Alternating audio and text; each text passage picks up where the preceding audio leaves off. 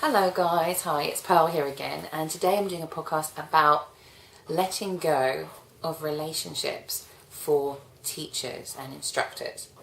And the reason I'm doing this one is that letting go is one of the hardest practices that we have in life, really. But letting go of relationships is a little bit different, so I want to look at that specifically. And also talk about some of the difficulties that we have when we're teachers as well. And it's very interesting actually, because if you look from a business perspective, you know, if you're a teacher, you're making your money from your students and this kind of thing. To a certain extent, if you follow business practices, what we're trying to do is never let go. Never let go of your customers, never let go of your students, because essentially they are your customers. And that's why sometimes there's a little bit of a confusion. And if you follow business books about how, you know, customer attention, all this kind of thing, it can be confusing, because ultimately then every time you lose a customer or a student, you do feel a bit like a failure because your numbers have gone down and this kind of thing. But if we look at it a different way as a teacher, and again including people like psychotherapists, counsellors, as well as number instructors and yoga teachers, very often what we're doing is we're actually supporting somebody's personal growth. So we're actually wanting to learn and to grow, and ultimately that means that people are going to move on. So actually when somebody moves on, that's really a success story. So part of what we're doing is looking at letting go of relationships, because if we want to have those kind of success stories where we're encouraging our students to move on and grow and learn, and other types of success stories, we need to understand how we can let go of relationships in a nice way. Okay, so I actually wrote some notes for this because, you know, I found this quite difficult to write down and look at, because again, we're human beings, and this is something that human beings have a difficulty in doing very often. So the thing I was going to say as well, when we say letting go of relationships, now I believe that a relationship is permanent, so that relationship is always in your life. So what we're actually doing is letting go of the form of a relationship. So, and that might sound easier, but actually what I'm talking about is if we let go of the form of relationship, that could be when somebody dies. So the relationship is still in our life. And again, one of the greatest teachers in our lives are our parents or our children. So if you lost a parent or a child, it's very powerful. But that relationship is still with you every single day. You know, that person in there, whether in the memory or however the spirit is with you all the time. Likewise, letting go of the form of relationship could be when somebody you're romantically involved with turns around and says, you know, let's just be friends. And that might sound, you know, if we say changing the form, sounds easy, but when you go from being in a romantic relationship with somebody to being friends, that's probably one of the hardest things you can do. And sometimes that's why as a teacher it's very difficult, because what we're doing is we're letting go of one form, so the person is still in our life, but in a different way. And that actually can be very challenging, because it's about letting go of behaviour, changing our boundaries, all those kind of things as well. Okay? So I actually have notes because it was difficult. So why do we need to let go? That's a very good question. Why don't we just stay the way we are and we never let go of anybody, and our classes just get bigger and bigger and bigger, we have more and more clients, all that kind of thing. Well, looking in a very spiritual sense, basic, why do we need to let go in life at all? And I like this one because this is very basic. If you imagine, if you're breathing, what happens when you never let go of your breath? What happens if I'm going to breathe in and take more and more. What happens when you try and do that? It doesn't work. It's not how we're built. We have to release and let go as well. So we breathe in and we breathe out. So we need to allow new people in and let other relationships go.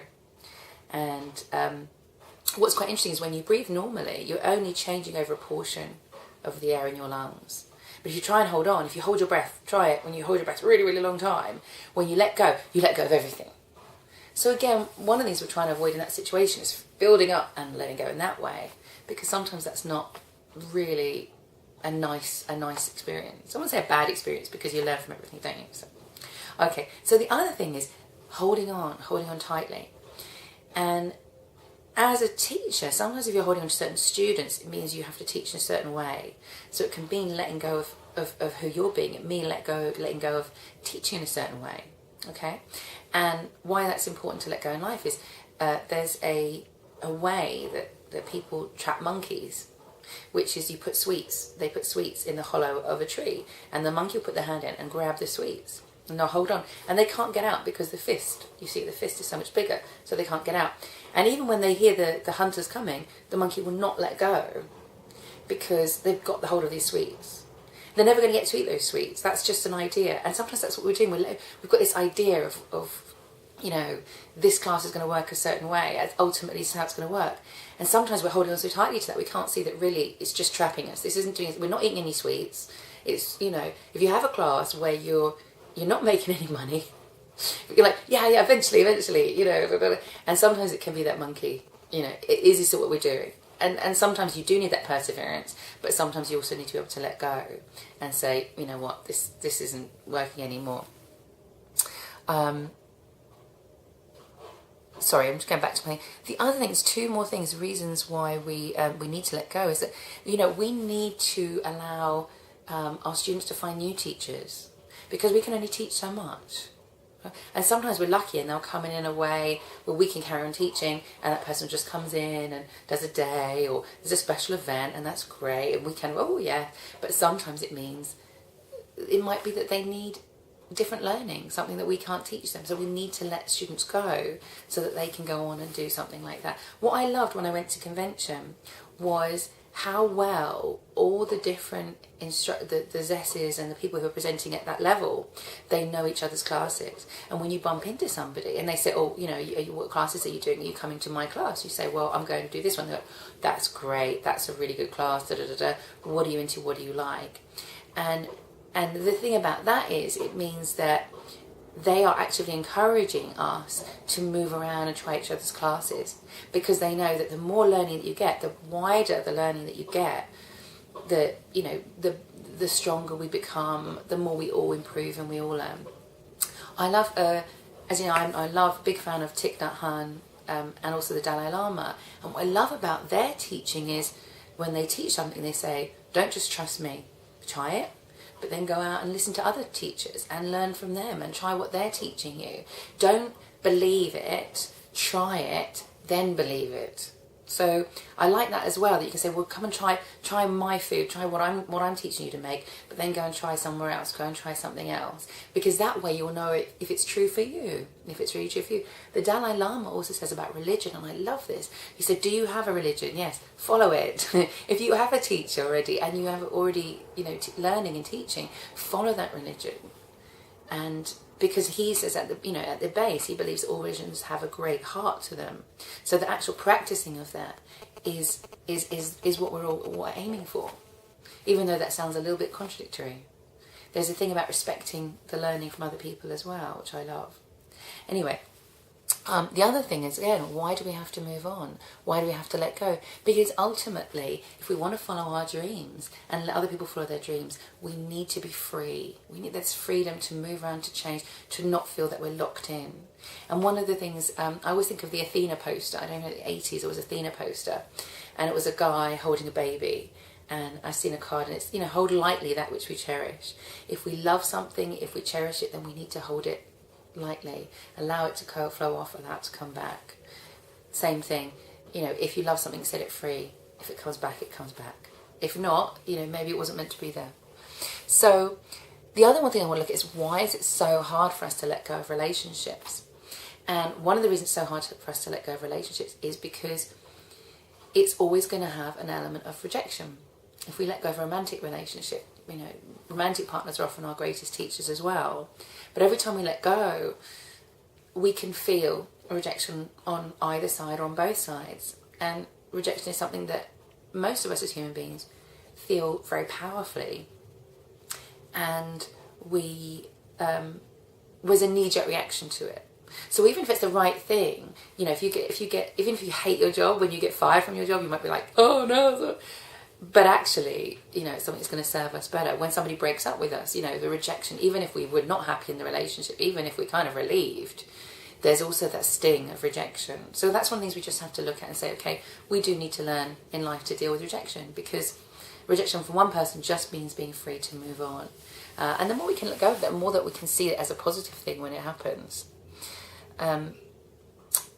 the other thing is that sometimes we find it very hard to let go of a relationship. And this is, I think, very true as teachers, because we're fixers, because we're trying to fix something that's going on. But it happens in friendships as well, things like that. You know, you might be in a friendship with somebody that ultimately isn't serving you, but you feel you can't leave that relationship because they need you, you know, or you need to help them through a certain time. And there's absolutely a reason sometimes we need to be there to support people when they're going through a difficult time.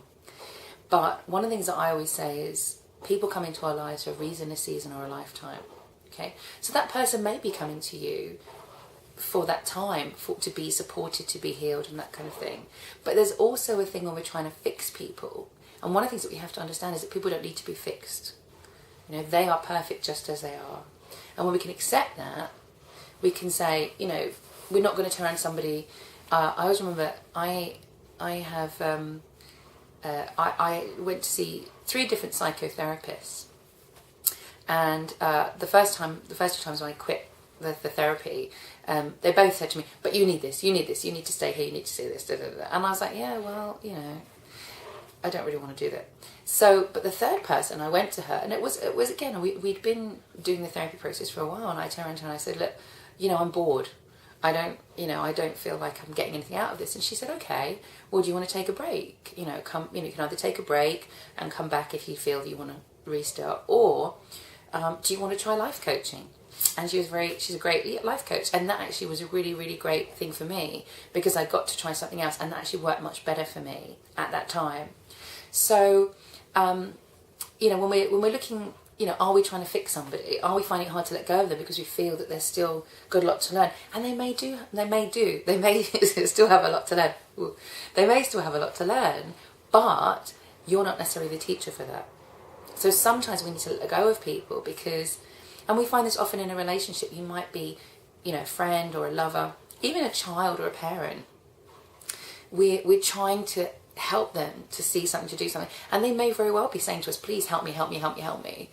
And there's a point when you have to turn around and say, no, you know, I am not the right person to do this with you. I am not the right person to do this for you, and walk away. Even if it's just for a time, it could be walk away for a few months or a few years, and then when we come back, we are the right person to teach them. Because when we're holding on tight to a relationship, it really means that it's very difficult for the other person to grow, and it's very difficult for us to grow. So sometimes we need to release, let go, and then we get space to grow and change. And the other thing, of course, change. We all, again, change is one of the hardest things for us to deal with in life. Even if it's just, you know, they say moving a house is at the same level or more even sometimes than a bereavement, in terms of how difficult we find it and how stressful we find that. And, you know, even when you're moving house, even if it's something you dreamed about, that change is very, very powerful, and it can make us feel very, very uncomfortable, change at all. Okay, so we've talked about these different elements. What I want to look at is how we're going to let go. I've got some exercises that we can use to actually support that. But first, it's very important, how do we let go? And I love this. This is actually from Marianne Williamson, Return to Love. The book is wonderful. And what she says is, never abandon someone when you're leaving. And I love that. I love that, because when we let go of a relationship, it can be very difficult. I mean, again, going back to romantic relationships, parents, when you get parents, you've got a teenage child, there can often be a lot of aggression, a lot of, you know, pushing and shoving. And it can be very painful. So what we're going to try and do is talk about how we can let go with love and with great kindness. Okay? So one of the things that when we let go of something, and again, it's very true with teachers and students, I was very lucky in terms of my Zumba instructors when I started, because I was very attached, so attached to them. I had a wonderful chap who I was doing his class 6 times a week. And when he actually left, and I found that incredibly difficult. It was really, really difficult, but it probably did me a lot of favours, because the next thing that happened was a lot of different instructors came in. I learned a lot from those different instructors, and that was absolutely perfect for me at that time, because then when I went to do my training, I was aware of lots of different styles, and it did make my life a lot easier, because I didn't feel a great attachment to those teachers. And even the other instructor who I was very attached to, she actually backtracked, and she was like cutting down her classes. So I didn't feel I should be going to those classes. I didn't feel like, oh, I need to be going, I need to be still in this relationship, because those relationships had already changed and I'd already become sort of much freer. And, it was very nice actually, because the teachers then were giving me jobs as an instructor. So we kind of really went from being teacher to colleague very quickly in a very nice and easy way. And that was great.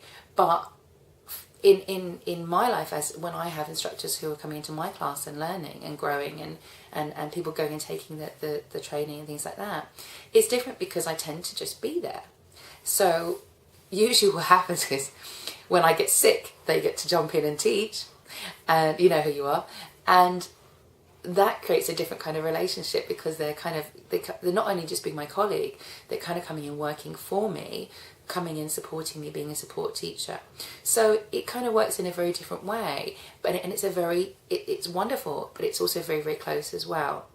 And it doesn't support us in a relationship of allowing a release and letting go and going on. So we've had to work quite hard on that. And the other thing that happens when you as a teacher, if you follow business practice and you're always trying to keep people, retain your students, keep them together, it actually isn't in the best interest of some of your students. Sometimes they do need to move on, they do need to grow. And last year what happened was I realised the January before last, that a lot of my students in January, I was losing them because they were deciding that they needed to go 3, 4, 5 times a week to a gym. And if you're going to go that many times, it's quite expensive to come to my classes. And going to a gym and paying for a monthly membership was cheaper. And I noticed this, I talked to a few people, and what we started doing in the class was we created a monthly membership.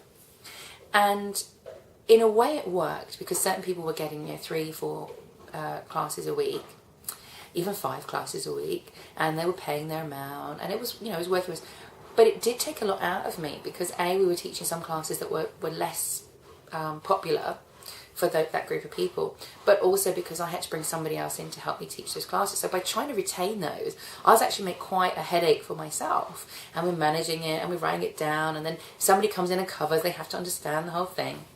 And ultimately what happened was, after probably about 6 months of this, what I found was that those students who were doing that, when they did finally leave, and this is, it actually was much more difficult, because I've been trying to hold on, retain these students. But what happens is when somebody wants to do 3 classes, 4 classes a week, is they're growing, they're developing.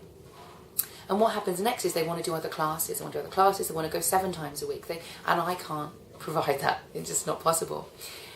But because I was holding on to it and trying to keep them there, it actually created a resentment, because I was trying to keep them where they were. And I realised that for me was a lesson to learn about letting go, being freer, and also saying, this is who I want to be, this is how I want to teach, this is who I want to teach.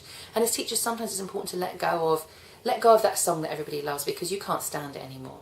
Let go of teaching a particular type of class if that doesn't serve you anymore. Because as a teacher, you have to love what you teach as well, and or just have very good reasons for doing it. And by trying to keep them there, I was keeping myself there in that same thing. And it's a shame, because, as I say, the people who left before I had the monthly membership, they left. I lost those clients, but there was a freedom attached to that, and there was a peace attached to it. So there was no resentment and no negativity. And it's a bit like, the parents, the children, the teenage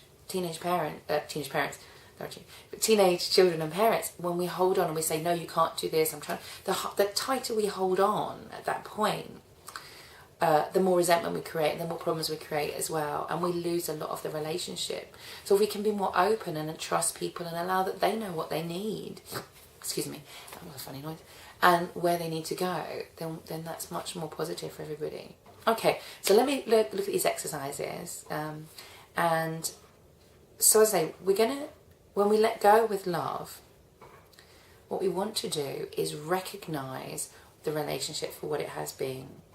So one of the things that we can do, and this is quite beautiful, is to write a letter. We don't have to send this letter. We don't have to give this or share this. You can if you want to.